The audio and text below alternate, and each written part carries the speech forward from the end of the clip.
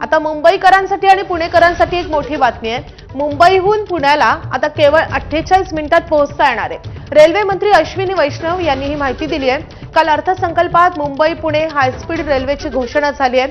पुण्याहून हैदराबाद एक जवळपास 2.25 तासात गाठता येईल असंही अश्विनी वैष्णव यांनी म्हटलंय। रेल्वे अर्थसंकल्पात एकूण 7 हायस्पीड रेल्वे गाड्यांची घोषणा झाली आहे आणि त्यामध्ये मुंबई पुणे हायस्पीड रेल्वेचाही समावेश आहे आणि त्यामुळे पुणे मुंबई हा प्रवास अधिकच सुखकर होणार आहे।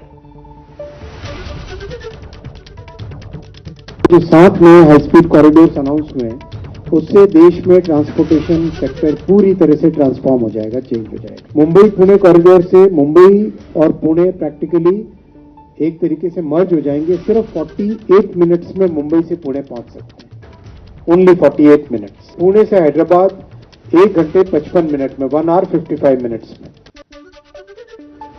या अर्थसंकल्पानं संरक्षण क्षेत्राला पॉवर